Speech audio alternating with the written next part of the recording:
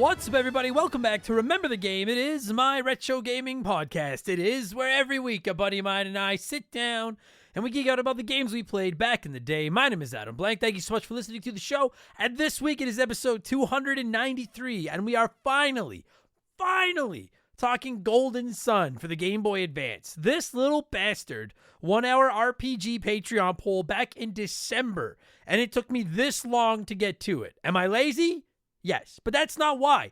It's a classic turn-based JRPG, which admittedly isn't my favorite flavor of Doritos to begin with. And honestly, I think the first hour or two of Golden Sun is about as fun as watching paint dry. Like, I probably started this game 5 times and just put it down because of that fucking opening. But before you turn this episode off in disgust and send an angry letter to your local gaming podcast, I finally got through that first couple hours. And damn if a delightful little RPG wasn't waiting on the other side. I really, really like this game. It took over my life for about a week. I went all in on psynergying every chance I had when I was in bed, downstairs when Shaylee wasn't home, in the bathroom. I could not stop. It looks great. It sounds phenomenal. The Djinn, whatever the fuck they're called, system kept it fresh and fun. And yeah, honestly, one of the best handheld RPGs I have ever played. I have a couple minor gripes with it. That beginning is slow as all fuck. The game talks too damn much, and coming from me, I know a thing or two about that. And I got stuck at the end, which isn't so much a gripe as it is an admission of my crappiness at gaming. But I genuinely enjoyed it. And I'll answer the question now. Yes, I will at some point check out the sequel to this game down the road. My pal Keegs is my guest this week. We had a friendly little chat about a friendly little JRPG in Golden Sun. I will warn you now, we are going to spoil stuff, so be prepared. You should be used to that by now when it comes to old RPGs. I have to say, man, in all seriousness, this game surprised me with its unsuckiness, and I'm ready to tell you all about it, and we're going to do that in just a minute, because speaking of surprising you with its unsuckiness, it's time for another edition of the Remember the Game infamous intro. Dun, dun, dun, dun, dun, dun, dun. If you're new to the podcast, welcome aboard. Consider this your warning. Our intros are kind of long, but they're a good time, and they're way more fun than the fucking desert portions of Golden Sun. I hate that fucking desert. But seriously, though, if you do want to skip them, go to about the 30-minute mark, and you should be pretty close to Golden Sun talk. I recommend giving it a listen. We talk video games and stuff. It's good times. Before I get into the normal rigmarole, listen, tickets for our comedy show in Toronto are on sale right now. Mark McHugh and I will be telling jokes at the Illuminate Theatre on June 28th in Toronto. And as of Tuesday morning when I'm recording this, we have 4 tickets left. You can get them at rememberthegamepodcast.com if you want to come out. There's going to be a meet and greet afterwards. It's going to be a really good time. Thank you so much to everybody that practically sold this thing out in a fucking week. It was crazy. And a reminder, I'll be at the Calgary Comic Expo, April 25th to 28th. I am leaving early on the Friday, but I will be there for the whole week. And I'll be at GameCon Canada here in Edmonton, June 14th to 16th if you want to come by and say hello, all right? Merchandise will be for sale and all those things, but you can also get it anytime you want at our website. There's all kinds of stuff, hoodies, t-shirts, coffee mugs, posters designed by my man Joe from 4545 Creative. Show him some love. You can find our merch at rememberthegamepodcast.com. If you're interested, it's a great way to support us. And of clothes, you're like, dude, it's summer. I don't need clothes. I'm going naked. I understand that. You can always just throw us a couple of bucks on Patreon. It's about the best deal in the history of the internet. We offer 4 additional shows each week, all ad-free, available to add to your phone on just about any podcast service you want. Monday, Mark McHugh and I look back at The Simpsons on Purple Monkey Dishwasher. Next week, we're reviewing Flaming Moe's, one of my favorite episodes of all time. Tuesday, it's The Rambling Idiot, where I just talk about comedy, movies, TV, sports, whatever I feel like. My WrestleMania review is over there. My thoughts on the upcoming Last Ronin, easy for me to say, Teenage Mutant Ninja Turtles movie is over there. All kinds of good stuff. Friday, it's Game Patch, where I look at all the biggest news in modern video games. And Thursday is Expansion Pass, which is a different show each week. We do look back at characters and consoles. We do rankings. There's modern game reviews. There's funny episodes. This past week was Expansion Pass 207. And with it being WrestleMania season, I dropped my annual WWE 2K game review. I thought WWE 2K22 was good. I thought 2K23 was better. And I was hoping that 2K24 continued that trend. Is it worth your hard-earned money? Have a listen and find out. And as is becoming tradition, here is a sneak peek of last week's episode of Expansion Pass, my WWE 2K24 review.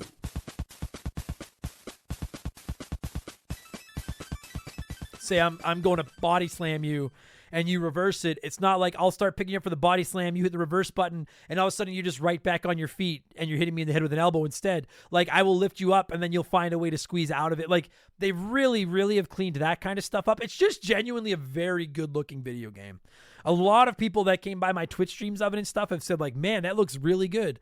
I was playing a Royal Rumble in the ECW arena. I'll get more to that in a second. And I had been eliminated, so the computer was just finishing it out. So you actually have an option to just hide the overlays on the screen, like all the health bars and everything. So there's not a thing on the screen. You're just watching the match.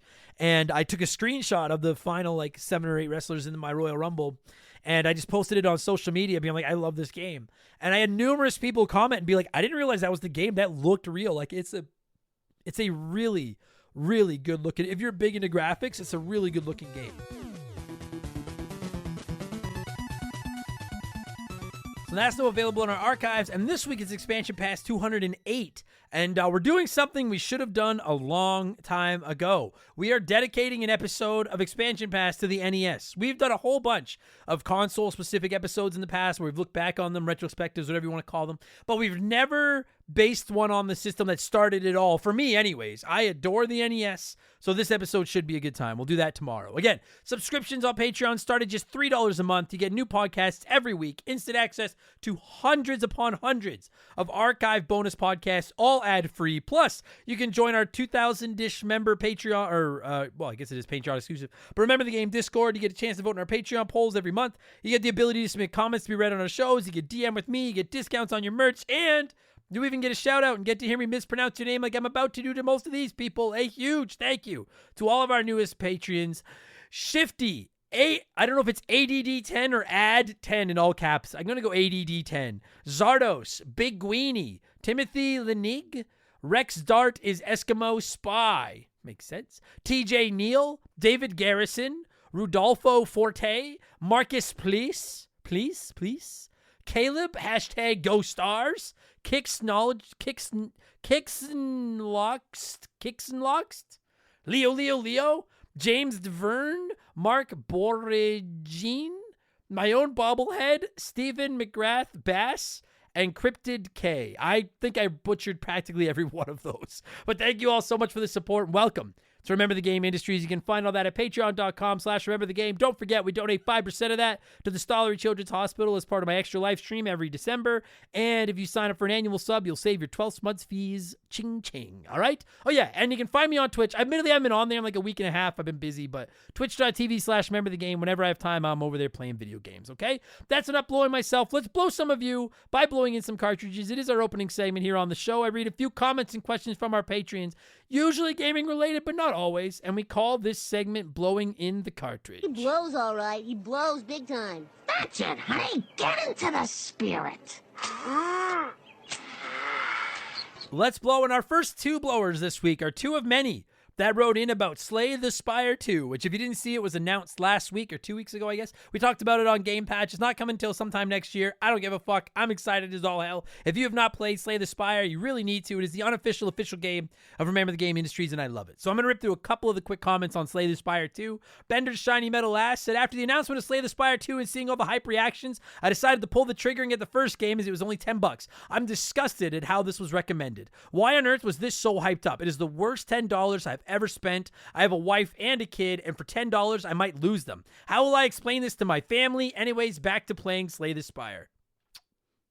Well done, Bender's Shiny Metal Ass. That's a good comment. Magpie Pierce said, I swear to Jeebus, I thought earlier this week that I wanted to ask you a question about Slay the Spire, then the news hit like a day afterwards. So, what kind of new character or characters do you want to see in Slay the Spire 2? I thought of one, the Scholar, an old man or woman that have studied the Spire from afar and realizes it needs to be purged. The theme of the cards would be knowledge of the creatures they're facing, of secret techniques, weapons, tactics, and so on. That is much, much, much smarter than anything I could come up with for ideas for characters for Slay the Spire 2, but I want one, I mean, like, I loosely based it on the idea of Venom, like a symbiote character. I want one that can hurt themselves to do more damage. Like, you can blatantly drain your own HP to throw, like, a Hail Mary attack at the enemy. I think that'd be really cool.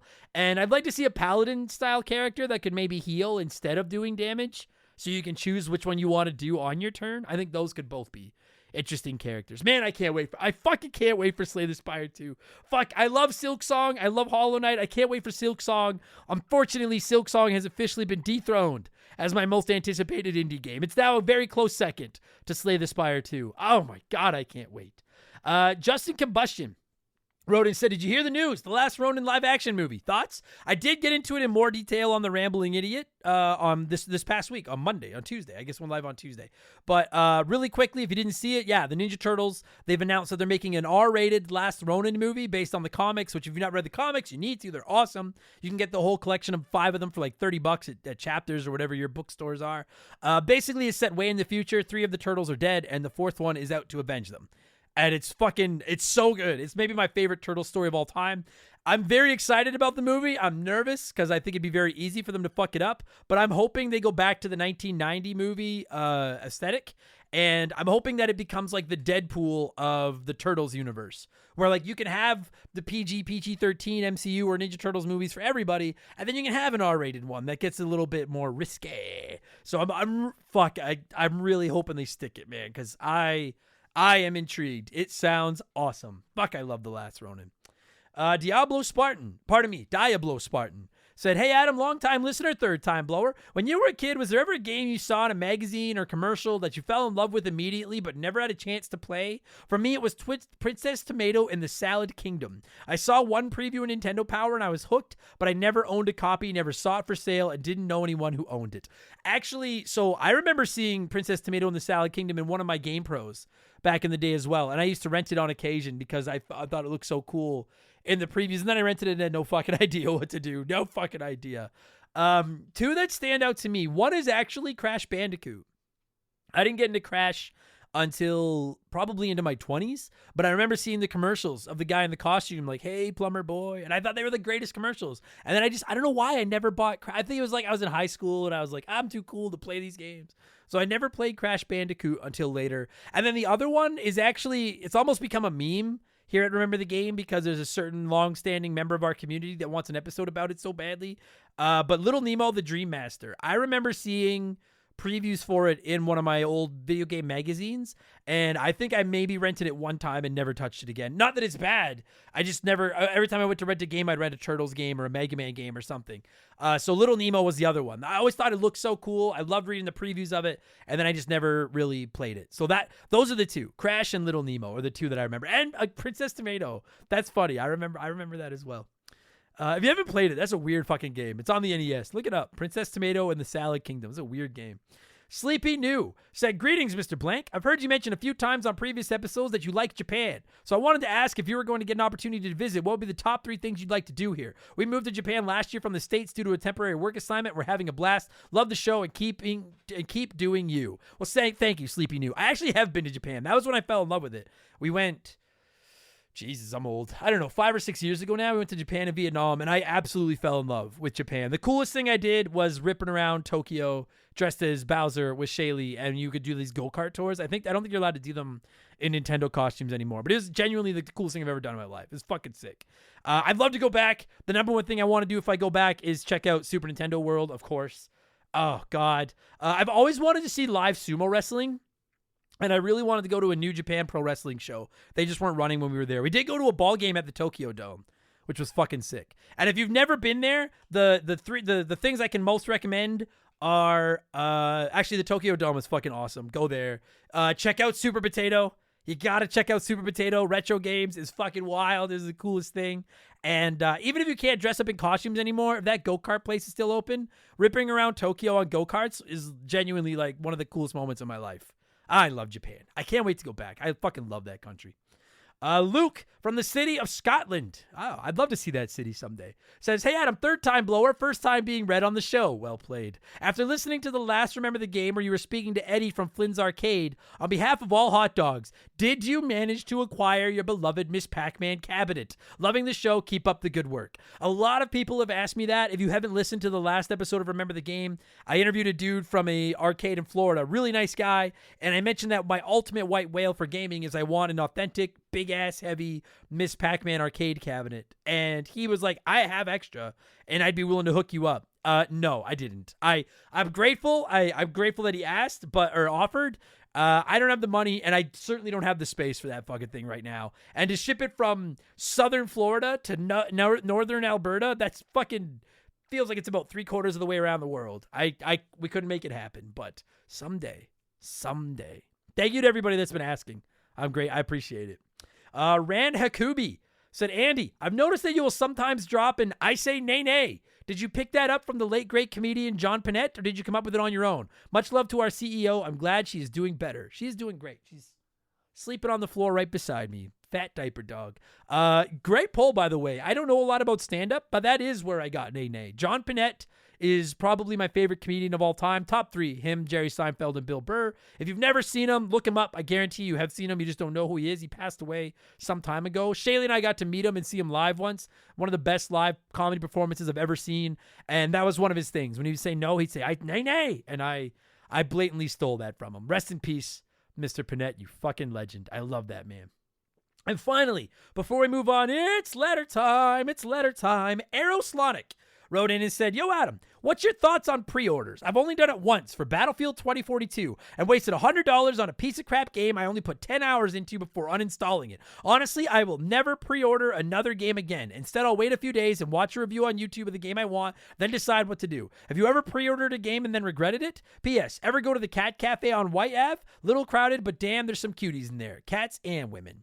Arrow, thank you for the support. Thank you for writing in. To answer your second question first, I've never been to the Cat Cafe on White Ave here in Edmonton, but that's because I'm very allergic to cats. And I like cats. I've had cats, but I'm very allergic. I don't think I'd have a bad time in that place. To answer your first question, for anyone that maybe is newer to the show, I have a very, very staunch no pre-order rule. I can't think of a specific game that I've pre-ordered and been burned by, but especially as someone that buys most of his games digitally, I just don't see the purpose. There is the occasional game that I will pre-buy, but when I pre-order, I'm not pre-ordering it like, oh my God, they just announced Final Fantasy 17. I got to pre-order it right now. Fuck that. I'll pre-order it like on the Thursday when it comes out on the Friday so that I can play it the day it's already installed the day it comes out. And that's after I've seen reviews and I know, and it's only in like the rarest of exceptions. Stuff like I knew I was buying Final Fantasy 7 Rebirth. I know I'm buying the new Mario games. Stuff like when Mario Kart 9 comes out, that'll be one. Very, very rarely. But I will dig my heels in and I will beg every single one of you listening, don't pre-order games. At least not from a mile out. If you want to order it a couple of days early, once the reviews are out, go ahead. But if you, and I get some of you, especially you that buy physical, you're like, I got it, or I'm not going to be able to get a copy. Do you, but like, you're getting no sympathy from us if you get a dud, all right? Don't just wait. There's always going to be copies. And if you buy digitally like me, there's literally no reason except to pre-install it. There's always going to be copies. So just wait, read some reviews, see what happens. There have been so many games coming out this year that I was excited about that after I saw the reviews, I was like, maybe at some point, but not right now. So just hold off. I am staunchly anti-pre-order. I was trying to think of something else I'm anti. I'm as against pre-ordering as I am Uline. Those bastards. Anyway, thank you, Arrow. Thank you, everybody that wrote in this week. As always, I appreciate it. We'll get a few more comments in on the Rambling Idiot next week with our Left Blowers segment. But let's switch things up and get to our Smash Hit segment, the official game show of Remember the Game Industries. Play one, remake one, erase one.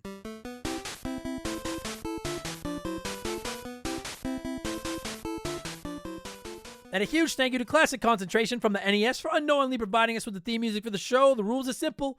Every week I give our patrons 3 retro video games. They can play one as it was released, remake one as a modern game. The third is erased from time forever. And as always, there are no wrong answers, but there is a right one. I'll tell you what it is in a second. This week we're talking Golden Sun, so I decided to go with 3 more GBA RPGs. GBA RPGs. Sounds like a license plate. We have Mario & Luigi Superstar Saga, Kingdom Hearts Chain of Memories, and Final Fantasy V Advance. 38% of the vote said to play Superstar Saga, remake Final Fantasy V Advance, and erase Kingdom Hearts Chain of Memories. Let's see what a few of you had to say here, and then I will tell you what the right answer was. Zardos said, play Superstar Saga. I was playing it not long ago, and the game is perfection. Remake Final Fantasy V in a Final Fantasy... Excuse me, hang on. Choking on my own rage here. Dude, I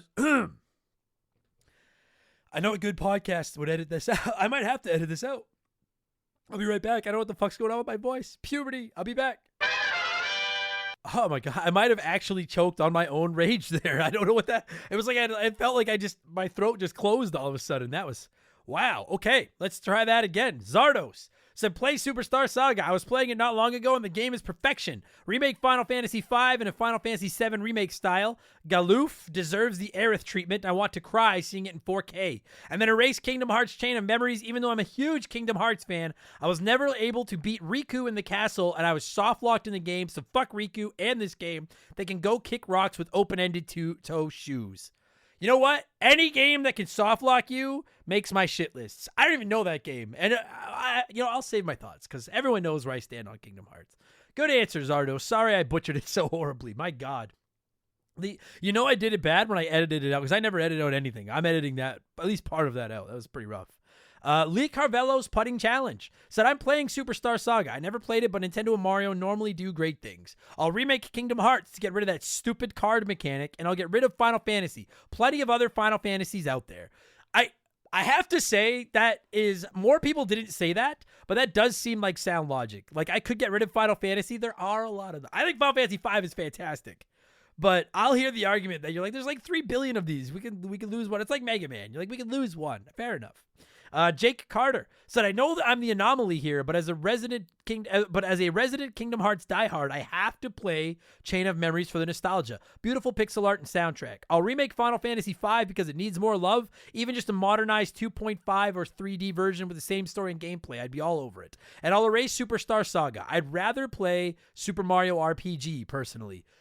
You know what? I don't know if that's a hot take, but I agree. I don't hate Super Mario Superstar Saga, but like, I would rather play Mario RPG or the first 2 Paper Mario games. I'm in the same boat. I feel you. Nick Finnegan said, I had one clear answer, and that was to remake Superstar Saga. One of my favorite games on the GBA, and a remake would do it no harm.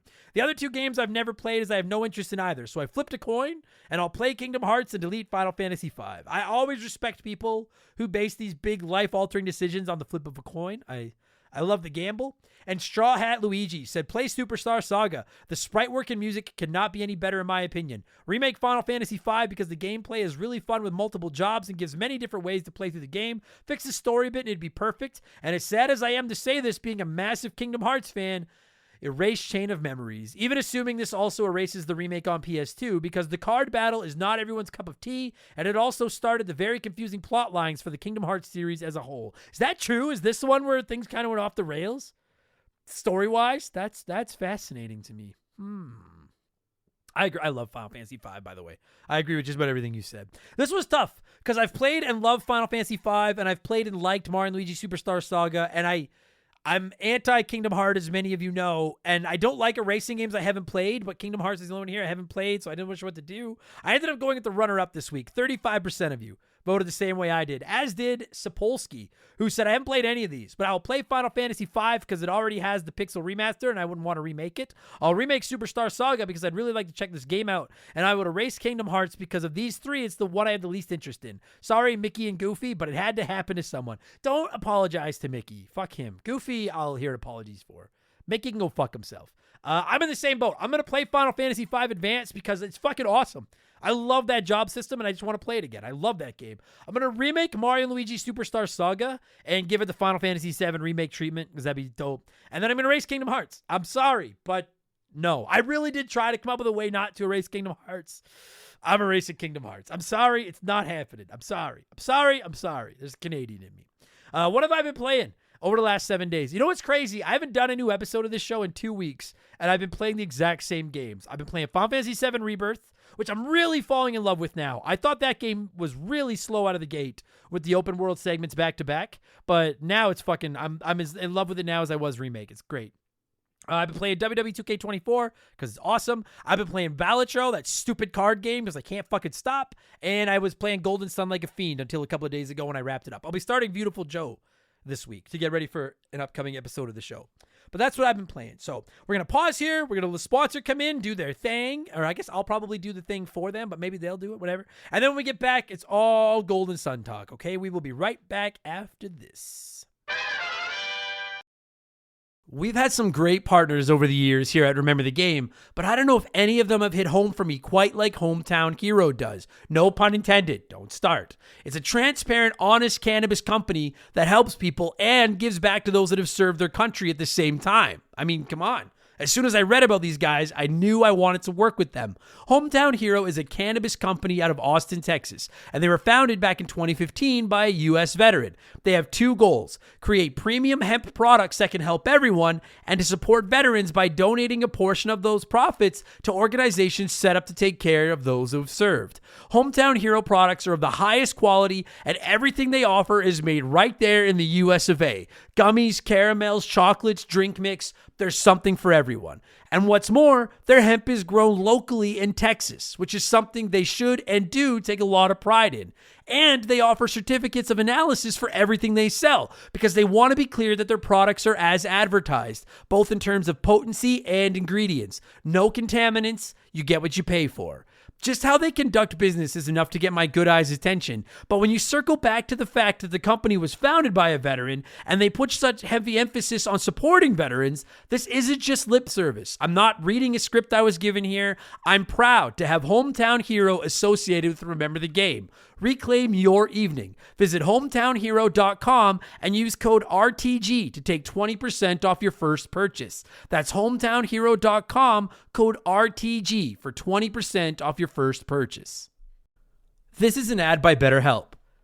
A band once said, "Work sucks, I know." And I think most people agree with them. Workplace stress is now one of the top causes of declining mental health, with 61% of the global workforce experiencing higher than normal levels of stress from their jobs. And while walking away from your job might not be an option, taking a little time every day to focus on yourself and your mental health can make a huge difference. I know in the summer I try to get outside every day, get a little bit of sun, and just enjoy the outdoors. It really helps. At least until my allergies attack, and then it's ugly. It's important to take steps to combat work stress, and therapy can be a huge one. It's not just for overcoming trauma. Therapy can help you define work goals, set some work boundaries, develop coping skills. It's like a cheat code for life. And if you're thinking, man, I'm too busy for therapy, well, look into BetterHelp. They make therapy as convenient as possible. You can meet with one of their over 30,000 therapists online and on your schedule, just like over 5 million people around the world already have done. As the largest online therapy provider in the world, BetterHelp can provide access to mental health professionals with a diverse variety of expertise. Unwind from work with BetterHelp. Our listeners get 10% off their first month at betterhelp.com/rememberthegame. That's BetterHelp, HELP.com/rememberthegame. All right, let's talk some Golden Sun. I know that's why you're here. As always, I like to let our listeners sound off on the game we're covering before my guest and I hog the microphone. We had a bunch of comments this week, so let's rip through some of them. James DeVerne said, Golden Sun 1 and 2 were some of my favorite GBA games as a kid, but if you look past the nostalgia, they're really kind of mediocre. There's a lot to like, the music, the dungeons and battles, but the story is absolutely awful and the script is needlessly long and repetitive. It's fine if it's your first JRPG like mine, but it aged pretty hard. I don't know if I'd say it aged badly, but I do 100% agree. The script is way too long and repetitive. That's probably my biggest knock on it, is just shut the fuck up. And I understand that comes from a guy who was a half-hour intro to his podcast, but I can't afford to choke on my own rage again. Bobby Litton said the best RPG on the Game Boy Advance, and that is saying something. I loved it. The story, the characters, the graphic style, man, my nipples are getting hard just thinking about it. Thank God Nintendo finally added it and the sequel to the Switch Online. I agree on that part, because I wasn't going to get a chance to play it otherwise. Personally, I think I like Final Fantasy V Advance more, but it is definitely one of the best handheld RPGs I've ever played. No question about that.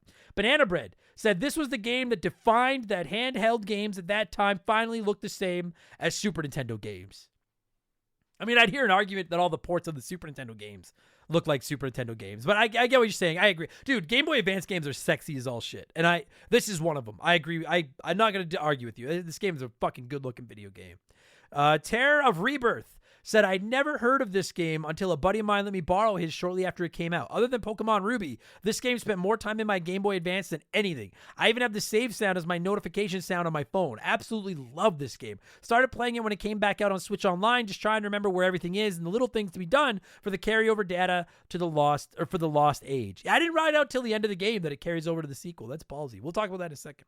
And Donkey Schlonga said, I'm really glad you're reviewing this because I'm tired of hearing you say you're trying to play it. Buddy, it feels so good to have this game off my backlog. And it's not even that I don't like it, but I tried to get into it for so long. It feels so good to have finally gotten into it, gotten through it. It's done. It's time to talk about it with my buddy Keegs. I'm going to cue up some Golden Sun music. And when it stops, we're looking back at Golden Sun, which originally released on the GBA here in North America on November 12th, 2001. Enjoy the podcast, everybody. Let's go.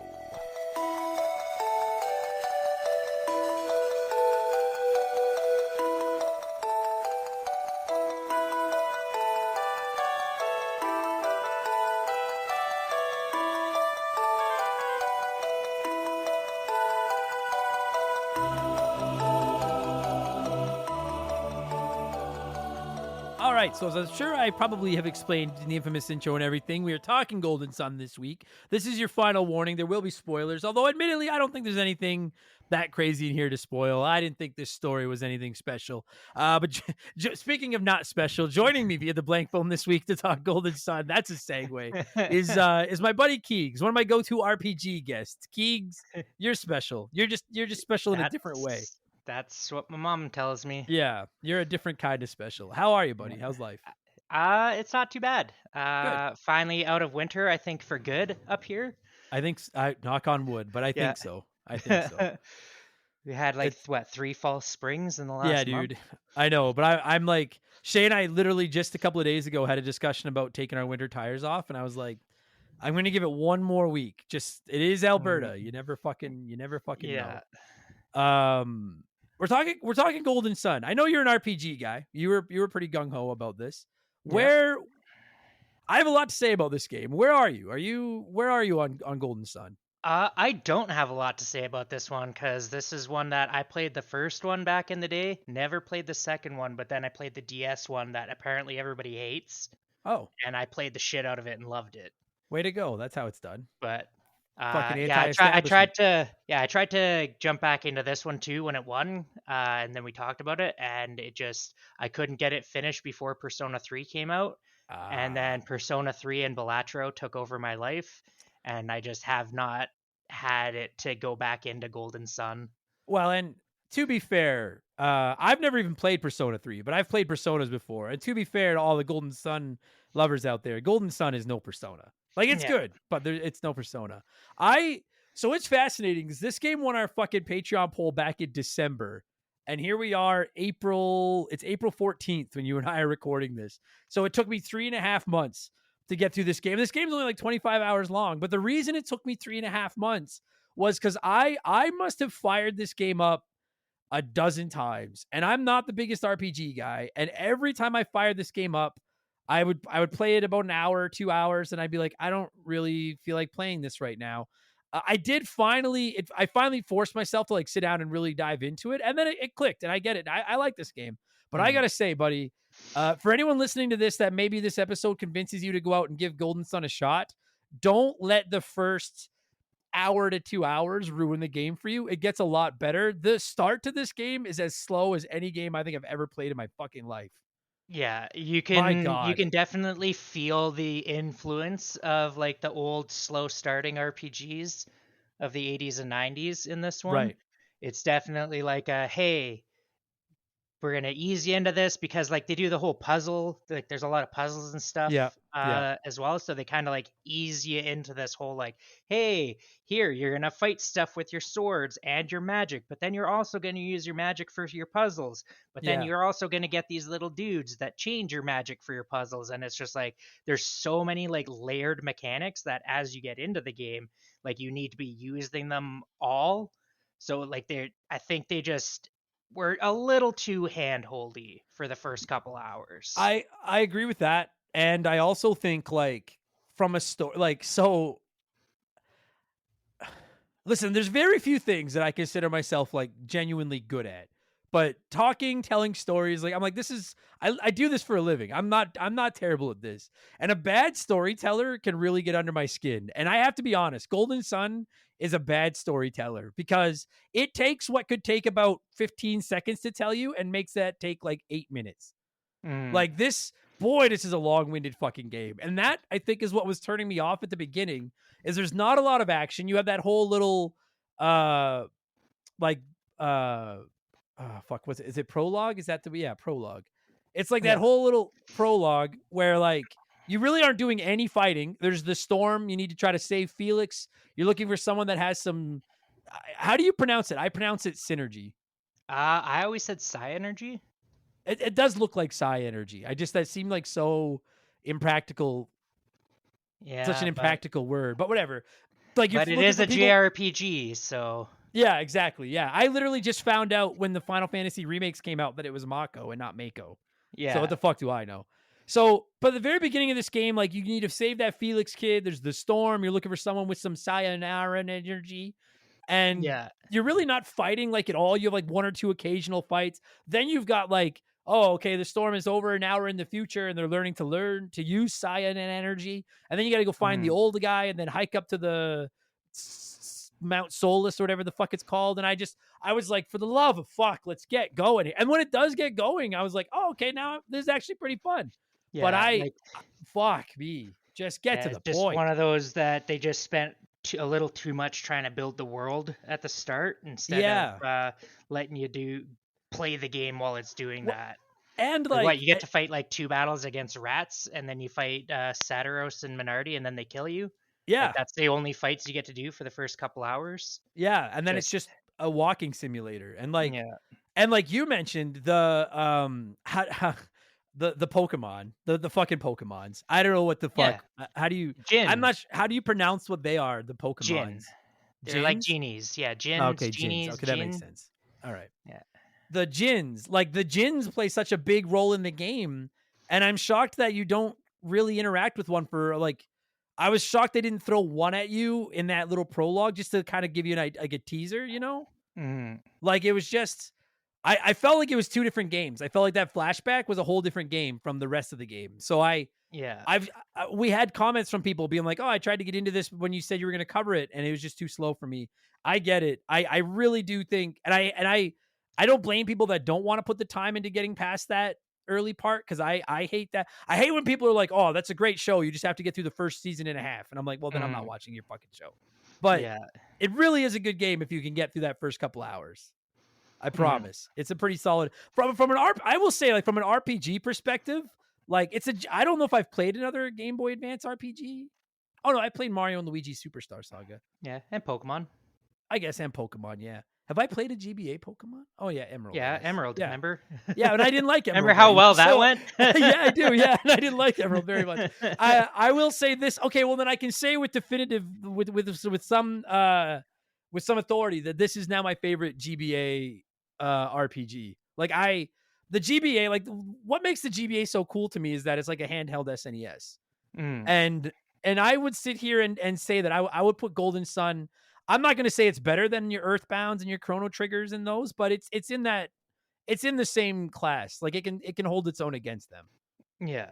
Camelot knew what they were doing. They weren't just good at making Mario sports games. No question. Yeah. And Which is wild. Again, like, this is the Mario sports game developers went and made this like dope ass RPG. Yeah. And it is a very solid RPG. And obviously we're going to get more into it. I already mentioned there are spoilers off the top, so you've been warned. I want to say too, ballsy as fuck to end this on basically like a cliffhanger / part 1. Yeah. Like it was one thing when like Halo 2 did it, because at that point everyone knew Halo. But this is like a brand new RPG. And you're like, oh, by the way, hope you like that, because you're going to have to buy another one to fucking see how it all ends. Yeah, they've done that a few times in the early 2000s, though. There's a couple PS2 games, like the Dot Hack games were the same way. It was a series of 4 games and then a series of 3, where same thing. Here's the game. It is a full game, but the overarching story just ends, and it's a cliffhanger. Well, and the thing about the ending to this one was, and we'll get more into the story as we go here, but like the thing about about the ending to this one that I found so shocking was it wasn't like, well, hey, we've got a definitive conclusion on this story, but also, hey, this enemy, like, it's not one of those cliffhangers where like, oh, a bad guy got away and we know he's coming back. It was like, all right, well, we basically just finished half the game. Let's go and do the rest now. Like I was quite shocked by the ending. I will say that. Especially, I'll just tell everybody right now, I didn't see the ending. I had to look it up because I got to the final boss. I have played this game. I've done nothing but play this game for a week. For all of you that are like, where the fuck is the Rebirth review? I've been playing fucking Golden Sun, and I got right to the final boss. And you and I were talking about this off air. Maybe I just suck, but like I felt like there was quite the difficulty spike at that very end. Yeah. And I just wasn't leveled up enough, and I ran out of time to go back and grind to beat it. So YouTube for the win. But for a game that's pretty easy 90% of the time, it got tough at the end. Yeah, there's just a few bosses throughout the game too that just a boss comes out of the blue, is just way harder for no reason, and then you're just back into, okay, here we're back into the normal game again. That was weird. Yeah, and because it is like, so like if you've never played it, it's a classic, turn-based RPG, and your party basically consists of 4 people. There is like a 5th person that joins your party for a little while, but basically it's like 4 main characters. And you have them all fairly, like, for over half the game. It's not like one of those games where you get like Edge is my favorite character from Final Fantasy 2, 4, whatever you want to call it. But you only have him for like the last like 20% of the game. Yeah. In this one, you've got your whole party early. And Yeah, I found you get like the last party member pretty like even my replay, when I stopped playing pretty early, and I'd already gotten Mia. Yeah, Mia, yeah. And I'll sit here right now and say that like Mia's your MVP. Oh, she's a beast. She's such a beast because she can do so much damage, but the healing, my God, the healing. And then Yeah, I don't know if because you have you don't have a lot of healing up until at that point. No, and that's Like, that I can do a found little bit, frustrating.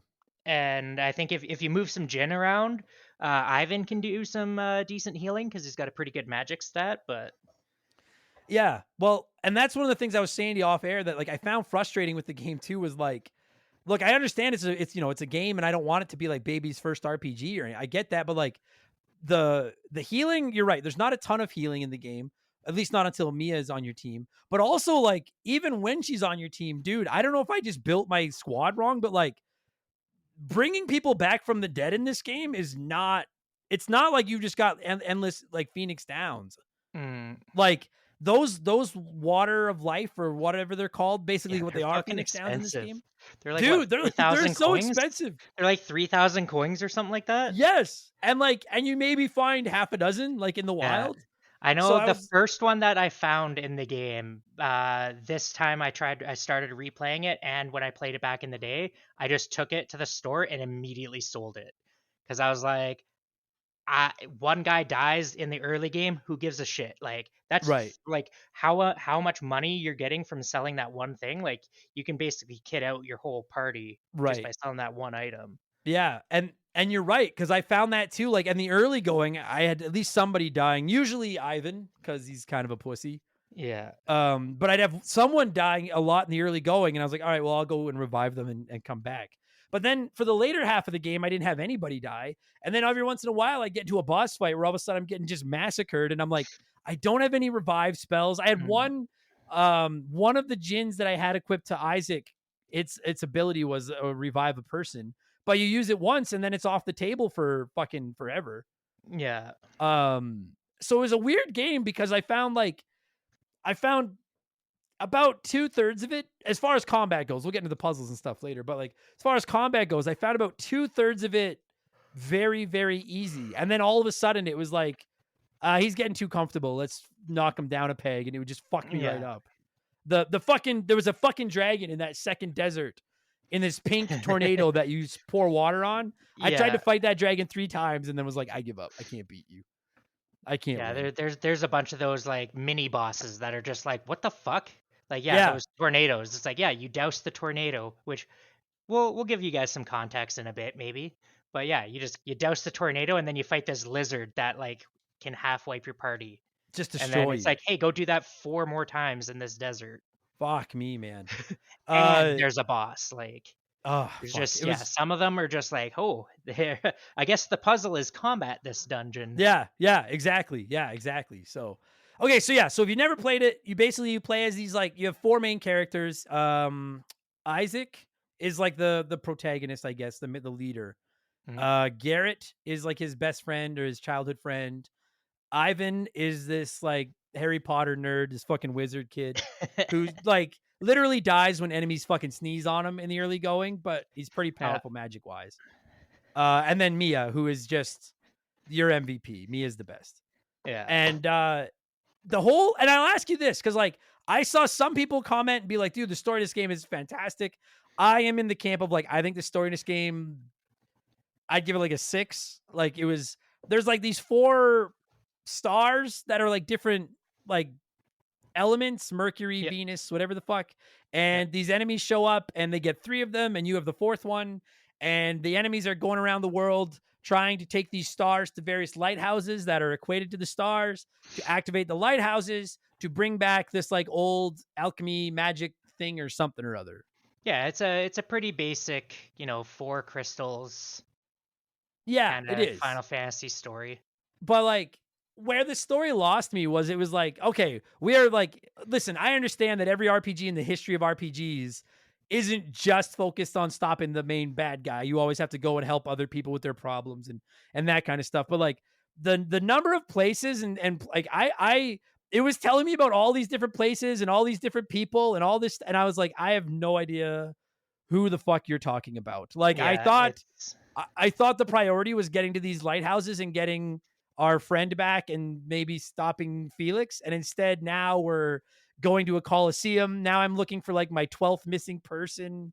I yeah. didn't think the story was really anything special, frankly. Yeah, it's I think it's more the story as a whole once you play the second game.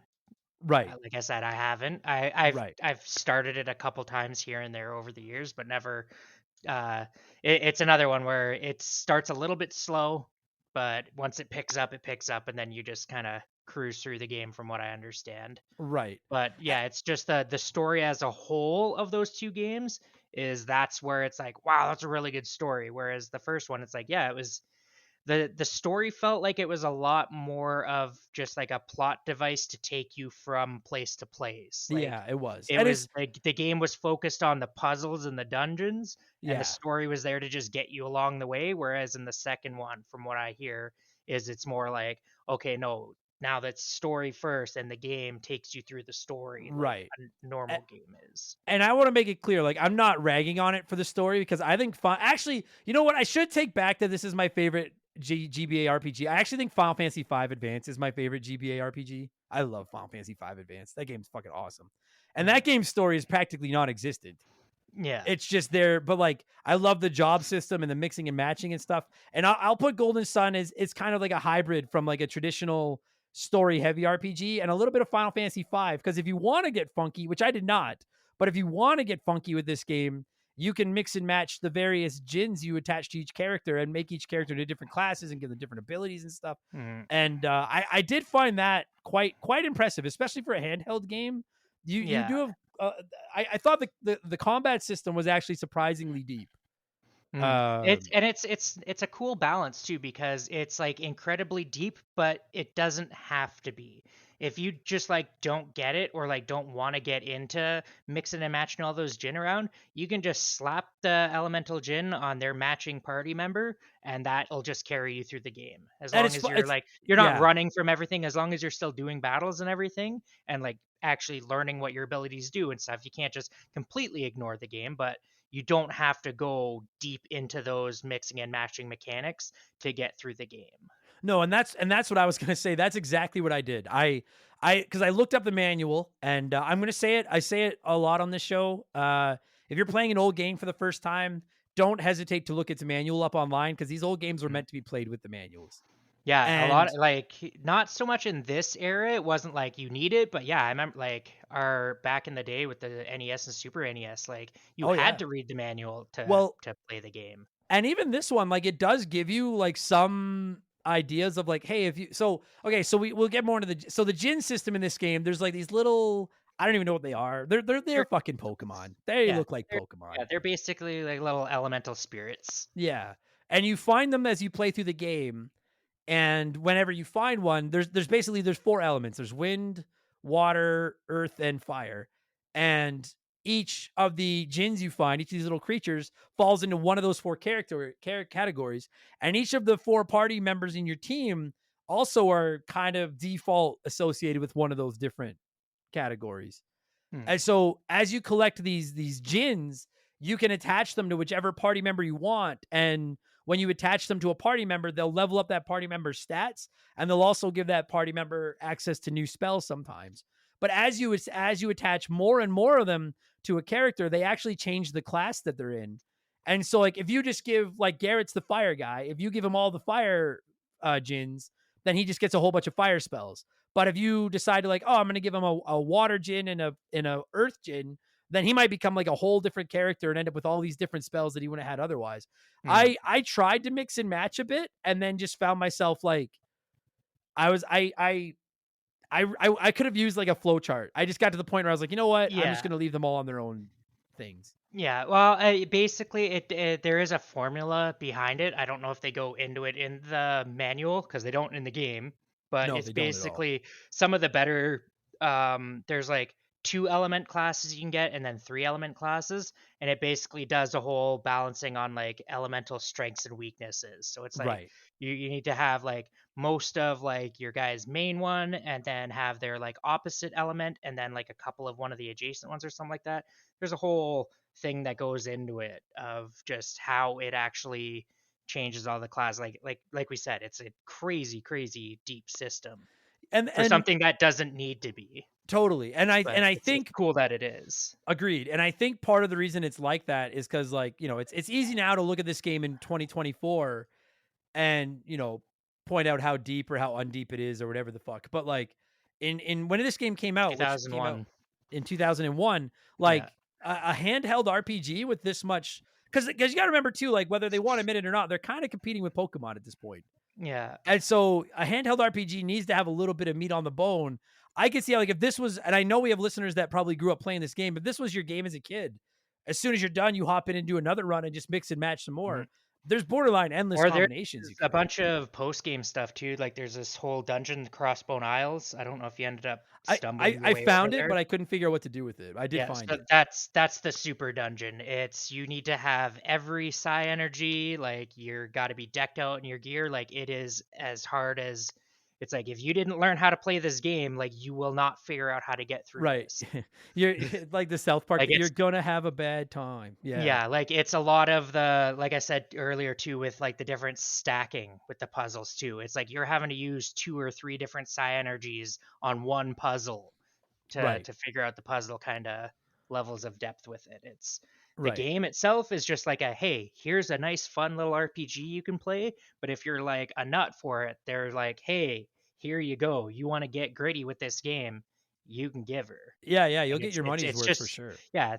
They didn't do it perfectly, but the fact that they were able to balance it in 2 vastly different ways like that is pretty incredible, I think. I agree with that. And like, so we've talked about how like you have the 4 basic party members, and then, you know, they basically, after that, like, it's just, you know, it's your standard RPG. You can attack, you can cast magic, you can use items, that kind of stuff.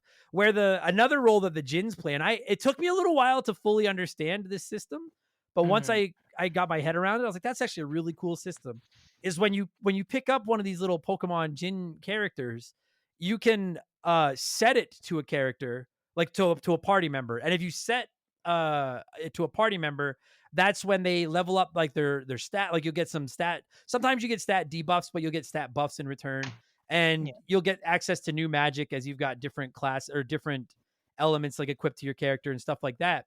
But what's really cool is that you can also set, I don't remember what it's called, but unset them.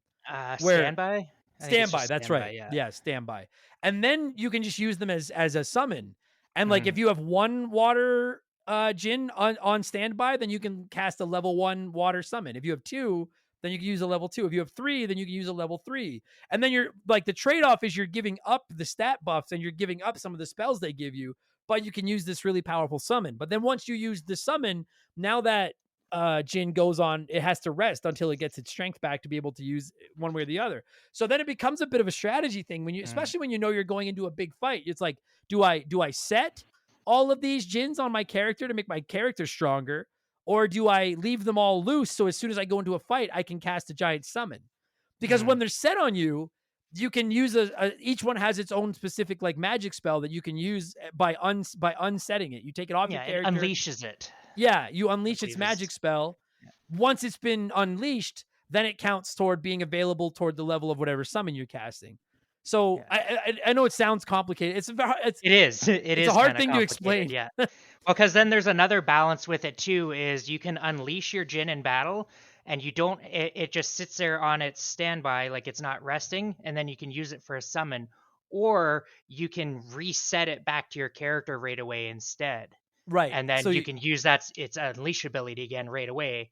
Instead of, if you were to use it for the summon, you lose it for that turn for the summon, and then it's like 2 or 3 turns, I think it has to rest before it comes back. Yeah. Like it's if you're using a summon, you don't get that Djinn back for a while, but if it's got a really good unleash ability, you can unleash it, set it back, unleash it again, and just keep spamming that ability over. Totally. But like, again, like if it's coming across as overly complicated, once you actually get into the game, it's not. It's much harder to explain than it is to play. Yeah, we're also talking about it as a whole. It really does ease you into everything. Like we said, it's really fucking slow when it does it. Yeah, but that's because of, I think it's because of the ceiling of the complexity. Is they went a little, just a little slower on teaching you. Like I feel like in hindsight they could have trusted players to pick up on it a little bit better, but yeah, I agree with that. I agree. Doesn't make it bad. It's just no, it's just one of those you just gotta tough out the first couple slow hours. Yeah, agreed. And then another thing with the Djinns that I thought was really cool from a strategy perspective was, like we've said, so you can set it to a character, and then if it's set on a character, it'll level up the character stats, and it might give you access to some new magic and stuff like that. And it's really cool. Like, if you have, again, I'm just going to use Garrett because I actually didn't really use Garrett's magic much. He was kind of my tank. I just used him for physical attacks most of the time. But like, that's what he's best at. Yeah. So like, he has all these fire Djinns attached to him. So he's got a bunch of fire spells if I want to use them. But then if I remove one fire Djinn and add one water Djinn, I actually lose access to like 3 or 4 different water or fire spells, but I gain access to a couple. They might not even be water spells. Like, they'll just be random spells. It's such an odd mix and match thing. Yeah. What I found very tricky, but also cool, is like using a summon. Like I was reading some discussion threads from people like just talking strategy in the game, and one guy was saying like he casts his summons as soon as he goes in, and they're like, no, the summons are really like your Hail Marys in this game, because like with Maya, with her, she's your like the awesomest healer, and especially later on in the game, she gets Wish and Wish Well, which are like healing spells for your whole party, and they're pretty powerful. So good. But they're godsends. Yeah. But if you love me a good group healing spell, any RPG, I don't care what it is, you get that first group healing spell, you're like, so good. It's so precious. But then if you use if you unset if you put a couple of her Djinns on standby, then she loses access to those spells. And I'm like, fuck, now she can only heal one person instead of healing the whole squad.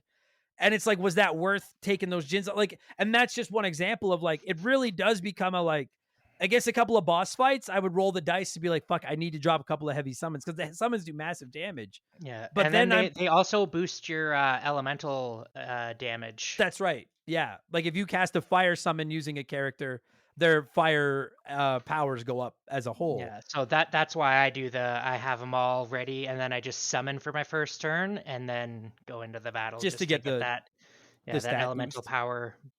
Up right at the start. So I really enjoyed that aspect of it. Was like all the strategy that went into it with that kind of stuff. The one criticism I think I have of the combat was that 9/10 of the game was so like autopilot easy, and then the other 10% all of a sudden was just like, go fuck yourself. And I just, you know what I'm like, I felt like the balancing was a little off. Yeah, personally. And I think that just comes with the territory of how both like, you know, shallow and deep the combat is. Yeah. Is, you know, It's they can't make normal story stuff too difficult for the people that really dove into the combat system, because then the people that didn't are fucking stuck. yeah. And It's got to be a very delicate, like I think developing a JRPG as a whole must be a very tricky thing to when it comes to balancing and stuff. And then when you add in the ability to mix and match as much as you can in this game, like yeah, it's that's not an easy thing to do. So I'm not gonna like dock it major points, but I did just find that like I didn't even need to use most of my magic and stuff 80% of the time. Like I did sometimes, but I didn't have to. But then I yeah, get into a boss fight and I was like, fuck me. Like I guess I need every like I need every trick I have, even though I haven't been using like it doesn't force you to use the tricks until you get into a situation where like it's like, well, if you don't know how to use them, it's over. yeah. You know, so It's like, shit, it's been a while since a boss. I forgot how to play yeah, this game well. I've exactly, just been yeah. mashing A. That's exactly it. Yeah. So, and then like we said, I found it just a little bit frustrating that like when you die, like when a character gets KO'd, unless you've got like if there's a spell, like if there's a revive spell, like just a magic spell that you can get from a certain combination of characters, of Djinns, I never found it. If there I is, I had, can't remember off the dome either. yeah, There might like be. one Djinn, its ability was to revive a character. And Yeah. then I had a few water of lives, but I never got my hands on a revive spell. But I will also say when I finished the game, I think I had 4 to 5 Djinns per element. And looking it up, it looks like there's 7 or 8. Like you can very Yeah. easily miss a bunch of them. Yeah, there's a whole bunch of hidden ones all over the Yeah. place. Like there's a lot of story beats as you'll go through where it'll give you like a shortcut back to an earlier part of the world map, but it won't really like tell you or encourage you to go back there. But if you do, there's usually like a bonus dungeon you can do to get some extra equipment, find another Djinn. Like there's just side shit out the ass. Yeah, and there's many of them, and we're gonna take a break in a second, and then we get back. Like, so we've talked a lot about the combat and stuff. I want to get into the puzzle aspect of the game and then the graphics and things. But like playing through it, there was multiple occasions where I saw a Djinn standing on the overworld, like or on the map, like clear as day. But it was like, how the fuck do I get to you? And some of them I figured it out, and some of them I never did. Some of them just stood there on a ledge above me forever, looking at me, and I was like, I am never going to figure out how I'm supposed to get up to you. You can stay there forever. If you want to just jump down, you can come with me. But they were like, no, fuck you, we're not moving. So anyway, well, here's what we'll do. We'll take a break here. I'll let a sponsor come in and peddle their wares so I can keep the bills on, as we say. And then I really want to get into the puzzle aspect because that's a whole part of the game we haven't really touched on yet. So we'll be right back and we'll do the puzzle thing and stuff. Okay, so we've gotten into all the combat and all those, which, you know, I think is really the bread and butter of a JRPG, other than maybe the story, is the combat. But this game's got a really, really neat puzzle system.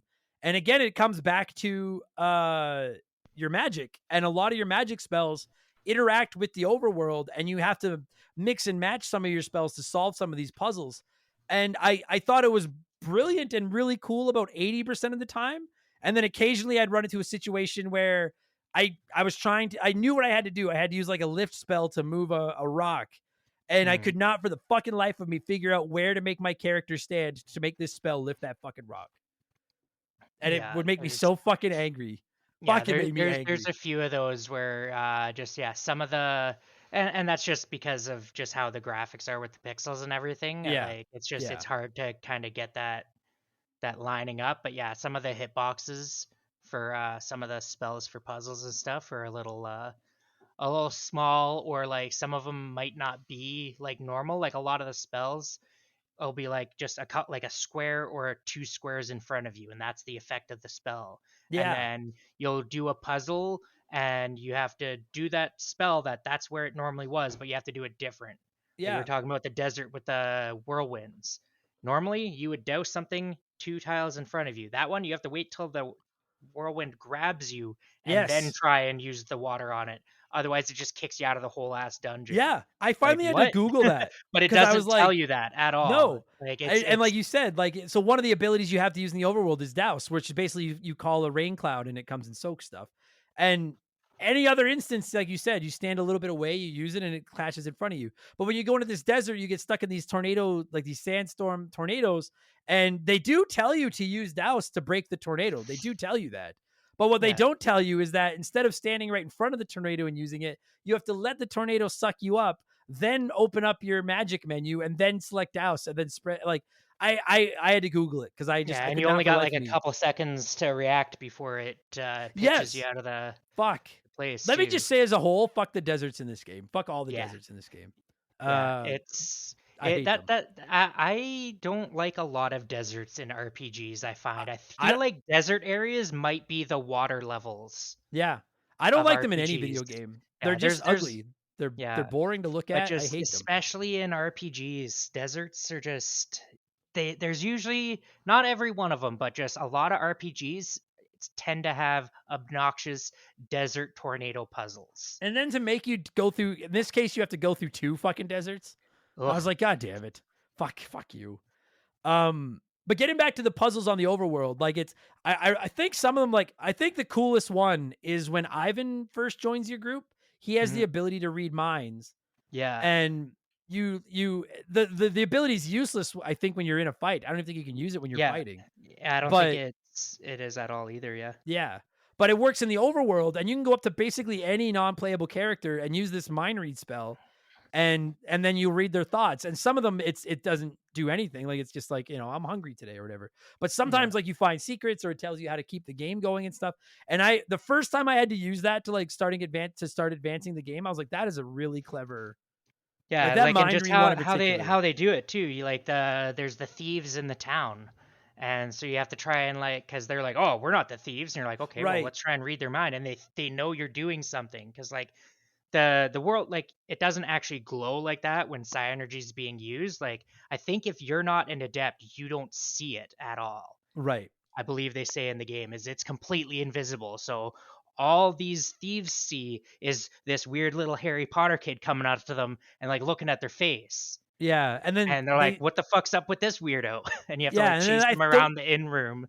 yeah. Don't they say that like they feel something, I think. And Yeah. like, yeah. So I Yeah, thought that was really they cool. feel something magical happening, but because they're not adepts, they don't know what's happening. Yeah. So like and you get a ton of abilities like that work in the overworld. You can read minds. You get the first ability you get in the game is the ability to move stuff, and this giant phantom hand shows up and can move heavy things, which I found to be one of the most, like, it's a great thing, but that was one of the ones that farted me around the most, was using Mm. my move. Yeah, it's Uh sometimes it doesn't hit where you want it to. oh fuck. Like you pick up the ability to, you see all these puddles as you're playing through the game, and I'm like, I know there's got to be something I can do with these puddles, and I don't know what it is. But then later you pick up the frost ability, and then you realize like, oh, anytime I see a puddle, I can cast frost on it, and it'll form a giant column of ice. And sometimes I Yeah. can use that column of ice as a platform to make it jump. Sometimes I can use it to lift a door up so I can get under the door. You use Yeah. whirlwind to rip away like bushes and trees and like leaves and shit, so you can open up like cave entrances.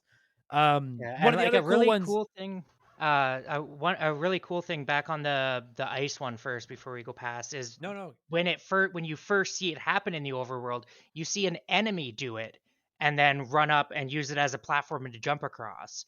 Like, it's Right. just really cool how it teaches you mechanics in the game. It's never like, it's almost never like, well, here's the game. Hope you can just figure this out. It shows Yeah. you like, hey, here's how this ability interacts with the world. Like, here's an idea of like, hey, here's exactly what it can do.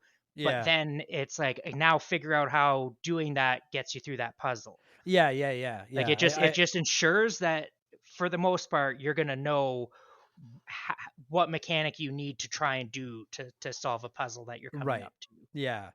Um yeah, I agree with that. Yeah. And like, and there's some other cool ones. Like I think Ivan's got most of the coolest ones. Ivan's got Mm. the one where he's got the cloak one where you go invisible in shadows. I like that whole dungeon where you need to sneak in the shadows past the thieves and Yeah, stuff. yeah. And then he's got Somehow one. they made a stealth section in an RPG and like not awful. No, it was awesome. It was more fuck.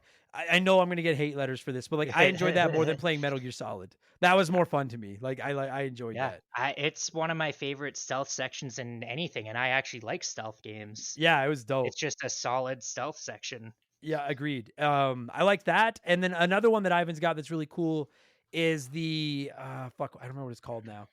It's the one where you can see hidden things. Oh, reveal.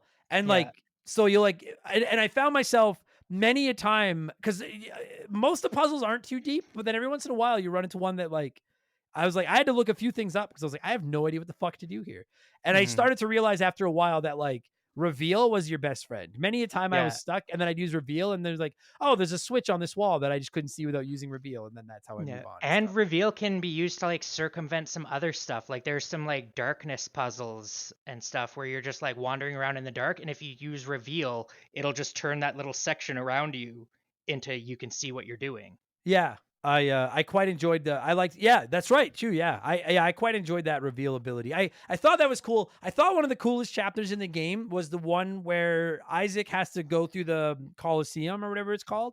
Yeah. And you can have your 3 party members each stop. Like, so basically if you've never played it, you go through these 3, it's like, you're like basically in the quarterfinals of a tournament. So there's 8 gladiators in this tournament and you need Mm. to beat 3 of them to win. And it starts out with like a race to an obstacle course, and then whoever wins the race gets the first choice of what weapon they're going to use in their battle or what Yeah, armor because they're going they to they use. take all your equipment away from you. Yeah, and Right? that alone I thought was really neat just because it was different. But then I Mhm. loved the strategy aspect of when you pick which party member you want to cheer you on at which station of the obstacle course. If you pick the right party members, they can use their various abilities to cheat and help you cheat and get through the quest as quick as Yeah. possible. Yeah, I that was thought that was really the coolest cool. part of the Like game, frankly. just yeah, the way like even when the puzzles don't fully land, like I said with the dowsing of the fucking whirlwinds, the Yeah. way that they make these puzzles, just the way that everything interacts together in the Yeah. world with like the magic and the puzzles and everything, it's just fucking cool. Yeah, it is, dude. And then it's so cool that like some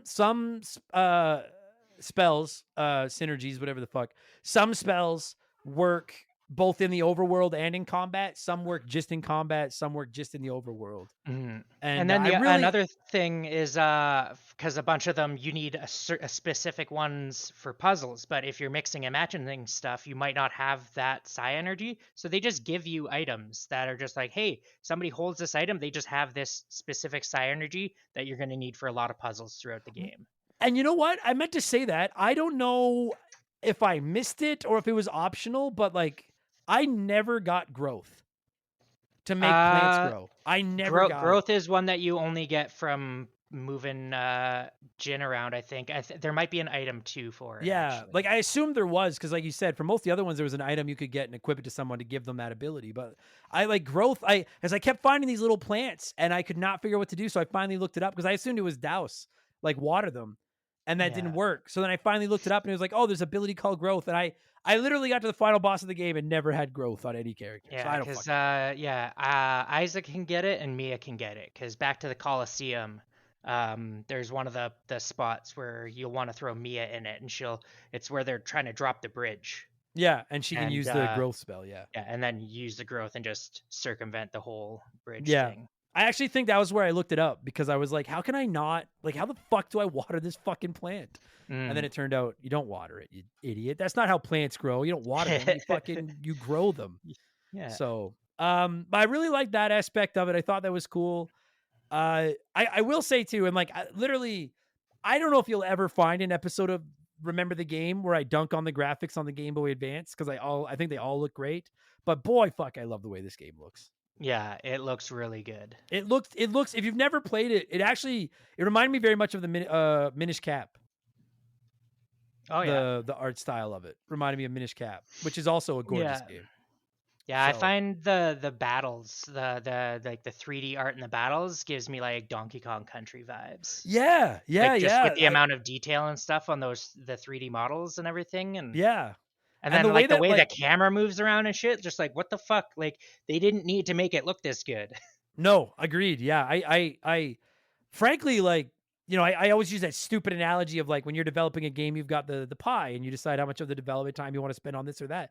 But it doesn't feel like the game really looks spectacular, but I don't feel like anything got shortchanged in Mhm. exchange for the graphics. I didn't always have the sound on, but when I had the sound on, I thought the music was very Oh, good. music's incredible.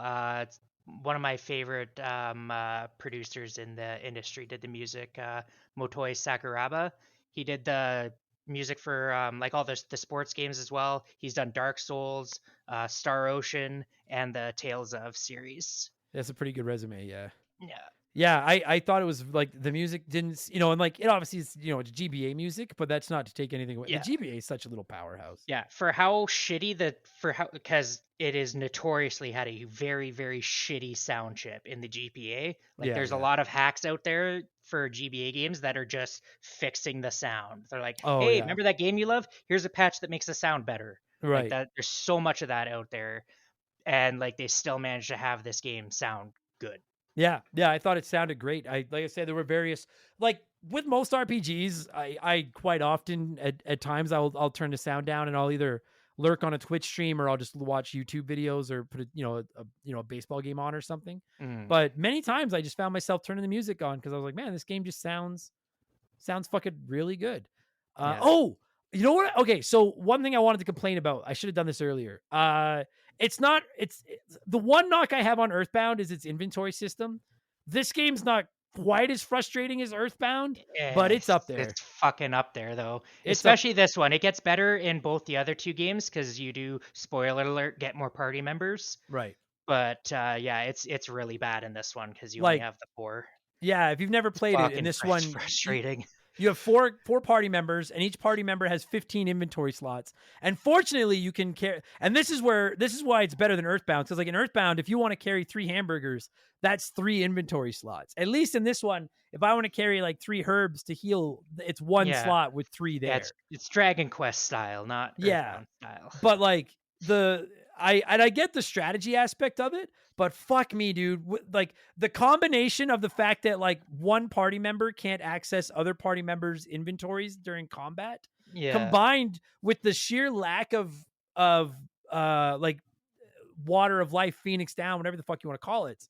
Like I didn't know who to leave. I was like, I go into like a big boss fight and I'd be like, okay, I've got 7 water of lives. Everybody needs at least 1, but I'm like, who the fuck do I leave them on? Because the problem is if the guy I leave all my water of lives on dies, now all my Phoenix Downs are gone. Or I'm just using the word Phoenix Down because that's what everybody knows. Yeah, it's and now I can't revive anybody. Yeah, the one Djinn that can revive somebody, any of the Djinns, one of your guys dies, you don't get access to any of those abilities until you can revive them. That's so, always driven me crazy. If you were relying on summons for that battle, and like they were a big, especially if you're mixing and matching, right? Like it's one thing if they killed Ivan again. I guess I don't have wind magic for this one, but like if you're mixing up and you got a whole bunch of different magic on Ivan, like there goes your fucking spellcaster. Yeah. Well, and that's what kept fucking me against the final boss was I was like, so Isaac has the Djinn whose ability is to revive one downed teammate. And then each person had a couple of water of lives. But the problem was like that final boss, like they're killing me over and over again. And eventually they're killing off the people that are the only ones that still have revive abilities left. So now once they're done, I'm like, fuck. Like Isaac's corpse is laying right there, and I don't understand why I can't just go into his pocket and take out this fucking inventory item that would bring him back to life. But we can't do that, and so I guess I'm just gonna lose because I have no way to revive anybody now. I just want to say you can do that in D&D. You can do that in everything. It's just Earthbound did it too. I'm not opposed to shitting on Earthbound. Earthbound did it too. It's like fuck, dude. Don't lock inventories to individual. I get what they're trying to do, but like if it was. And I know we're like, if it was real life, people wouldn't be able to summon fucking wind, tornadoes. Yeah. I get it. But like, if I'm in a fight and with Keegs and Keegs dies and Keegs has an item in his inventory that I can bring him back to life and I need him back to life to win this fight, I'm going to go into his pocket and get that fucking item. Like, it's just, made me crazy. Fuck. Yeah, if revival items were a little bit more plentiful, it probably wouldn't be as bad. Like if you could just consistently have like 2 on every party member. Right. But yeah, like you can have 2 on every party member as long as you've never used one for the entirety of the game. Yeah, no shit. Or just fucking, like I said, just give me a shared inventory. Like it fucking drives me crazy. Shared inventory. Also, dude, or even a blend. Like I know later Dragon Quest games started just doing a blended inventory. It's like you have your individual inventories for each of your characters, and then you just also have an extra inventory. Sure, I would take that too. Just something, because it was like it just felt like no matter which way I guessed on who would be the one to die, I always guessed wrong, and I was fucked. also like I don't know about you, and like I didn't like when I play a JRPG, I rarely grind, but I also very rarely run away from combat. Only Yeah. if I'm almost certain I'm going to die because I want the experience points. Like I never, you know, and I rarely find myself horribly underleveled or overleveled. But Yeah. one thing I found in this game was like unless you want to go grinding, Oh, money is at a premium in this fucking game. yeah. That's why I told you I sell those revival items. Yeah. Like I'd Like rather like the money that they give you. It's like you never get enough for it to be a useful as an item, anyways. yeah. It's might as well just fucking sell them, and I just save more often. Yeah, and like because you never get ahead. Like I'll Yeah. go into a town and I'll bring up my inventory and I see I have like 40,000 gold and I'm like, oh, that should be lots. And then I go to the fucking weapon and armor salespeople and it turns out like the newest weapon or the newest piece of armor I need is like 15,000. So I can Yeah. never. There were very rarely did I go into a town where I could afford to put all the best equipment on everybody. Yeah, So I had to pick yeah, and usually choose. I focus weapons first, and then it's like every town I'll usually, or like I'll alternate. It's like, okay, I go to this town, everybody gets new weapons. Next town, everybody gets new armor. Town Right. after that, weapons again.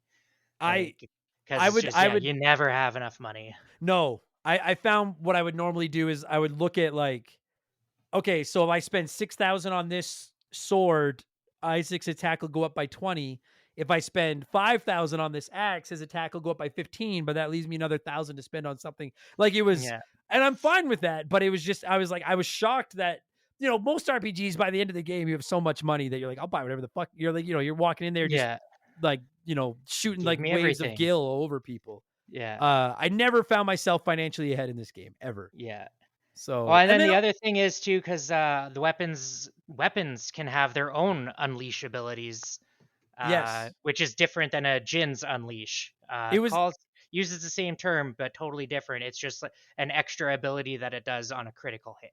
yeah, it was like getting a critical hit. And some of Yeah. them, dude, by the end of the game, I don't remember what it was called, but I got some, I think, I don't know where I got it, but Isaac had like a sword that had a death ability. Was it the And, Kikumanji? I might, Big I don't Japanese remember. name with a K? Japanese looking. Yeah, it looked like Sephiroth's sword, kind of. Oh yeah, you might have gotten the But best weapon in the game then. that thing, Yeah, I think I got it in the Lucky Fountain. Kikuichi Monji. But that thing, like the number of enemies that thing killed in one hit, I was like, oh yeah, buddy, that's fucking hot. I quite enjoyed that. I thought that was a cool little perk that like the better their luck was, the more often it wasn't just getting a critical hit, but it was chasing those fucking special abilities. I liked that a lot. Yeah. Yeah, Um, and so they I don't, like I said, I don't know enough about the second one. I don't remember it, but I know they do a lot more of like tracking those special abilities and stuff in the third one, oh where yeah. it will show you that like in the status screen and stuff, like show you the ability. I think you can earn experience for each of the abilities too. And Oh so then cool. once you level up the unleash, it's even stronger. So it's Oh sick. I like that. Yeah, I liked that. I liked that a lot. I meant to ask you, whenever you get to a merchant, they have buy, they have sell, they have artifact, I think, right? artifacts, which I thought was cool because some didn't have them, some did, and then you'd find them, and they'd only have one of them, but usually they were pretty powerful items. You could pick one and put it on somebody. But then there Yeah. was also a repair option. I never once came across something that I had to get repaired. I think that's for if with cursed stuff. Oh, I well, no, think but that's wouldn't another. isn't that when you'd go see the like priest guy Or and get oh like? no, there's some of the items. There's some items can be used for effects. Like you get a healing ring pretty early on. Yeah, I had That that. Yeah. so if you use it in battle, it's fine. But if you use it outside of battle, it's one and done and breaks, and then you have to take it to the shop to fix it Oh, so you can use it again. I So you see. can use it every battle over and over and over again, but Yeah. using it outside of battle breaks it, and then it has to get Oh, fixed. okay. Because that's what I was doing with it was using it in battles over and over. But Mhm. yeah, like it was driving me crazy that I was like, I got to the very end of the game and never had to get anything repaired, and I was like, Yeah, it was I just one of love those. paying repair Yeah, people. I want to. yeah. This is a thing for me. I want to Same do thing. this. If you just happen to never put a cursed weapon on, you never need to go get the curse removed. Yeah, the only time I ever used those priest guys was to bring people back from the dead in the early going. Yeah, like there's a So couple cursed weapons where you're like, yeah, it's worth it for a bit, but then it's not. and you have to go pay to get it. And it's a pain in the ass to go find a town, go find a priest to get them to fucking pull it off you. Yeah. Well, and that, like, speaking of the pain in the ass thing, and like we'll kind of get ready to start wrapping this thing up, but like when you would die, and I only died a few times outside of that final boss, and I'll be honest, straight up, everybody, like I had a save state in front of that final boss. When I died, I could just load my save state. God bless save states. RPGs 2024. Yeah, if somebody wants to come in and give us grief for using save states, like come at me. My DMs are open. Yeah, come get me. Mine aren't, but you can come get me anyway. I don't give a fuck. But when you die, like when all 4 party members die in this game, like Isaac gets brought back at low health, but then like you need to, again, because there's no healing items, it's like I would rather just reload my save than deal with go to the priest, pay out the ass to get everyone revived, then have to hike back to where I died and fucking start again. Yeah. It just doesn't seem worth it. You're behind. It's like, yeah, I already lost and now I'm further behind. Yeah. It's like, clearly I wasn't good enough to beat the battle. So I need to do, something to get stronger, get a better piece of equipment or something. But you're going to, instead of leaving me to go do that, I'm now, $5,000 in the hole. Yeah, it's like I'll just load my save. Yeah. And extra props to this game for letting you save pretty well anywhere you want. Mm-hmm. Like but I'm save stating. Point away for attacking an enemy, and if it dies, you attack the empty spot. Oh, we haven't brought that up yet. Thank you. That does not belong in any games after fucking 2000, like after the 80s. Agreed. That went away early on in Final Fantasy. Don't know why the fuck they brought that back to this one. I think they got rid of it in just the second one. I don't remember being in the third one.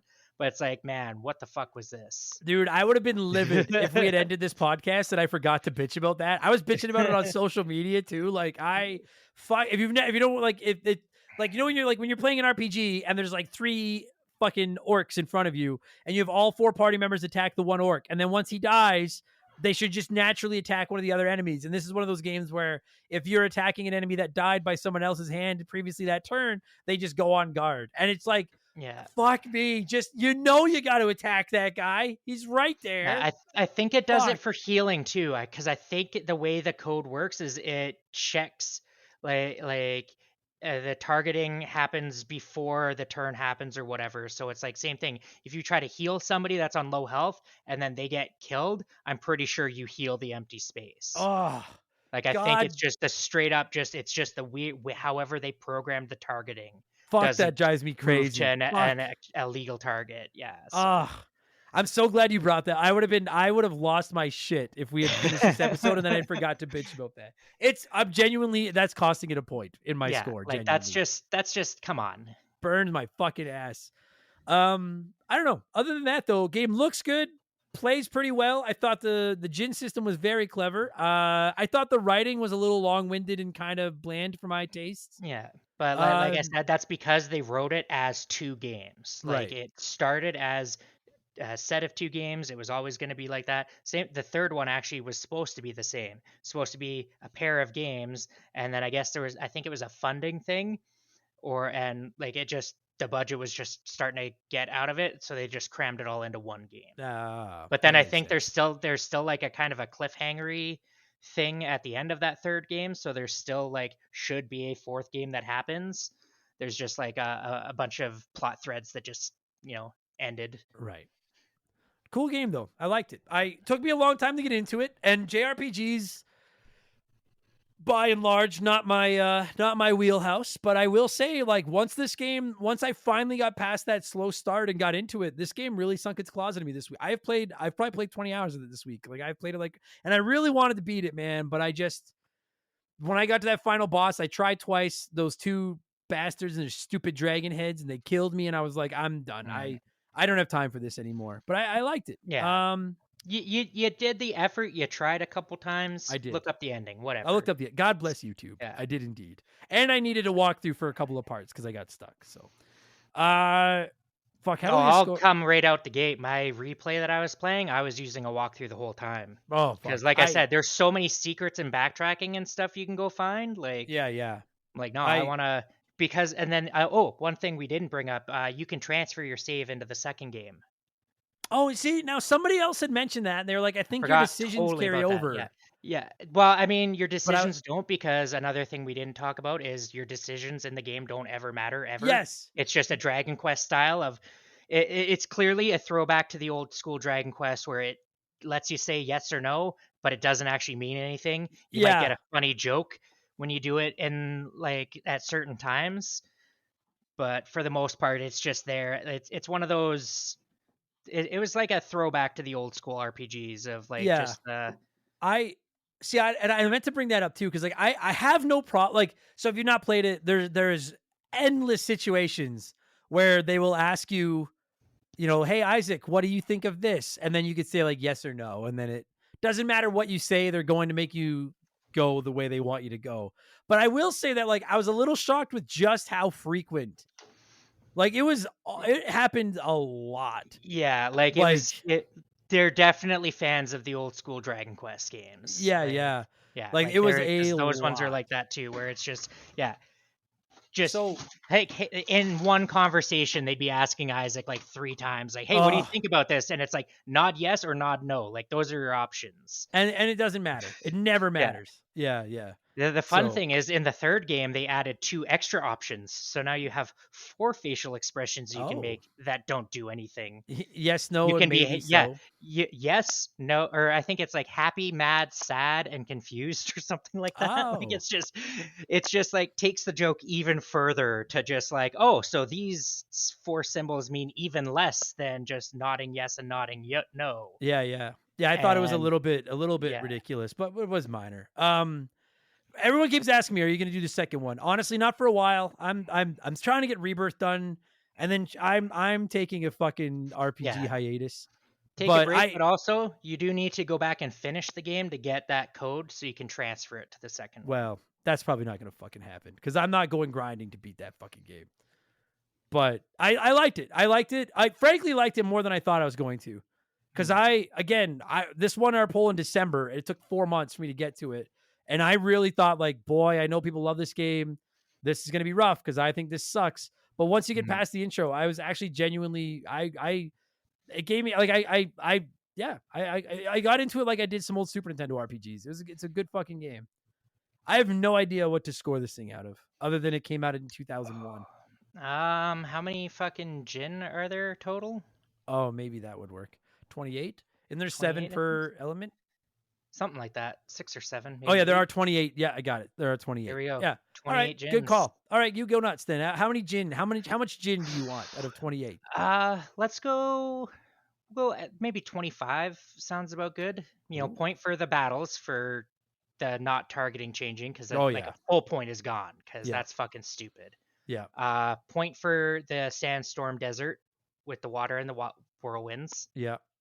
and then just yeah, the slow start. We'll give her Oh, it's 25. stoked. It's a great game. You gotta. I hate being that guy too. You got to put in the work to get past those first couple hours, Yeah. and make sure you talk to everybody. Everybody. Yeah, And then once you can read it's their an minds, old read school their minds. RPG. You got to be talking to NPCs to know what you need to be doing in the game. Yeah, I found myself, that was the number one reason I had to go to the walkthrough. It was secondarily for the puzzles. It was primarily, there were many instances where I just couldn't figure where the fuck to go. Mhm. So Very old school RPG yeah. in that sense. I'll give it like a 23. It was good. I thought it was a way too much jibba jabba for my taste that didn't accomplish anything. Drove me crazy that I couldn't get my spells to do what I wanted them to on the overworld sometimes. The not attacking people fucking makes me nuts. And the lack of healing, the lack of reviving items fucking pissed me off. But I'm telling you, like, if anyone's like, oh, only a 23 out of 28, I don't even like this fucking genre. That's a pretty good fucking score. Pretty good. Like, that'd be like, I don't really like fish, but I'm giving your fish an 8 out of 10. That's a pretty good fucking score. So, yeah. Good game. And I don't know when, but I hear all of you. At some point, I will fire up Golden Sun 2. I don't know when. Probably be a long time, but I will eventually because I enjoyed this. Yeah. Don't expect it before 2025. No, don't. No, straight up, Like, it will not happen Not this even year. joking. Just at least 2025. It's not happening this year. Keegs, buddy, good job. Good talking to you. That was fun. Yeah, that's a good one. Yeah, It's been a It while. was not bad. Yeah. I'll holler at you the next time I get suckered into playing another one of these fucking RPGs. 2025. Yeah, 2025. Good shit. Good stuff, buddy. Take it easy, man. You too.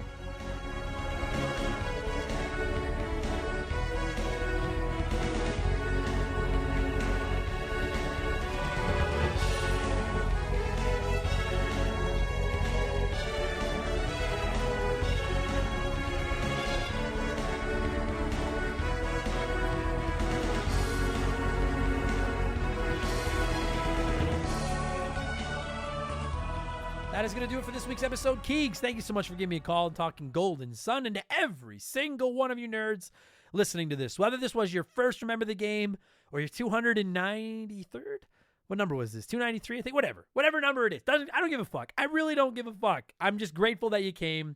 I'm grateful that you got here, and I hope you stick around, because we have no fear. We've got stories for years. Just today, I published the list on social media of what I think the next month or so of Remember the Game looks like. I don't often do this, but in case you're wondering, next week I think we're going to talk a little Spy versus Spy for the NES. I love that game. 295 in a couple weeks, we'll be revisiting The Legend of Zelda Link's Awakening for the Game Boy and Game Boy Color. 296 will be Beautiful Joe for the Nintendo GameCube, and 297 will probably be X-Men 2 The Clone Wars for the Sega Genesis, assuming that nothing goes wrong. That is very, very pending, but that's what I'm shooting for the next month and a half. So I appreciate you giving us a chance. If you liked it, hang around, subscribe, leave us a nice review, all that good stuff. And if you really liked us, consider looking us up on Patreon. It's not like I'm just asking you for the change in your couch for nothing. You give me $3-5 a month, 3 or 5 or 10 or 20, whatever tier you want, but give me a couple of dollars and I will give you more of my voice than you could possibly handle. There are fucking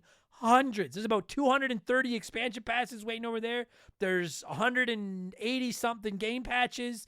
There's 160 something Rambling Idiots. There's like 50 Purple Monkey dishwashers. They're all ad free and they're all right there to add to your phone the second you sign up on Patreon. Plus you help us keep the bills on around here. So patreon.com/remember the game. I'm also on Twitch, twitch.tv/remember the game whenever I have time. And don't forget, I will be at the Calgary Comic Expo, or whatever they call it, next week. April 20, I should have had this written down. I thought I could do it off the top of my head.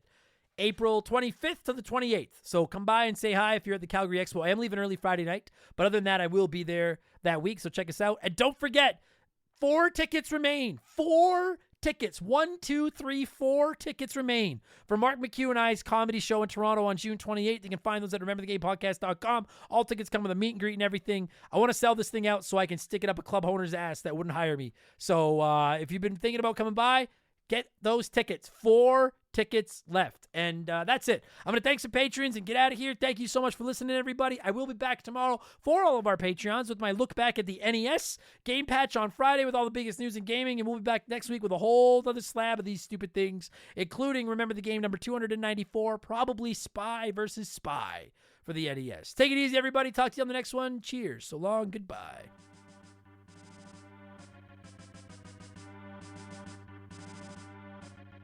Remember the Game is brought to you by our Patreons. I could not puke up all the content I churn out every week without all of your support. The following people are at the senior executive vice president level or higher at patreon.com/remember the game, and as such, I am contractually obligated to thank them.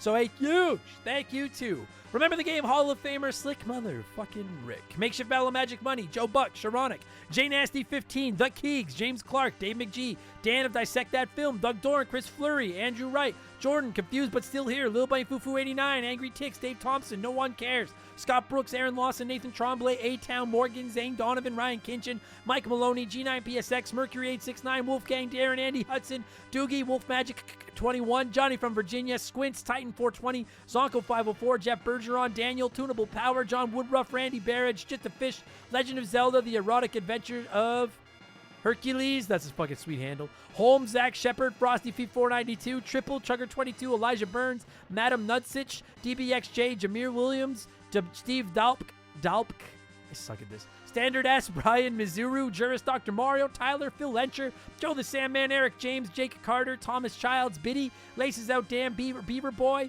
Thomas Smith, Leroy Westrich, Rush's Dog Walker, Stud Still Smash, Matt Babineau, Gabe, Dan Fusselman, Fuzzy99, Decoy Man, a dude named Adam, Wyatt the Surgeon Who's Not a Surgeon, Rowe, Blaine the Hoagie Man, Scary Terry, Storm Beagle, Archangel Otaku, Earl, Hagel Waffle, High Plains Drifter, K-Atch, Jimothy, Oroku Saki's Gardener, Cody Richardson, General Fury, Dem Boys on the Roof, I Cancel My Netflix to a afford this shout out. Max Legroom, James Juan Francesco, John of the Adult Children Podcast, Drugs Bad MK, Sam Carpenter, Donnie the Dude, Walter, Nerdy Hybrid, The Fletchman, Colin Bollinger, Sleeper Hit, Squeak Nuts, Isaias, Timmy the Exuberant Turtle, Wimp 15, Christian Gabriel, Maverick Marty, Radioactive Man, Musty Beetle, Graham Kennedy, John M. Watkins, Timothy Sabrinsky, My Left Nut, Beef Dingleberry, Hitchy Poo, Chevy Boy 9211, Burt Macklin, Quiet Place Queen, Cam Nelly 23, Christopher Britt, Zamatos, Big the Cat, Tadpole, Maverick, Bobby Litton, Brendan DeZeba, Kia Pup, Monstrous D Boner, AB Killen, Works for Me, Alexander Camps, Yes It's True, This Man Has No Dick, nice. That's what I heard. Tom Houlihan, Ted Explosion, Ryan Perry, Alex R, Lucas Valadez, Itchy Nutsuru,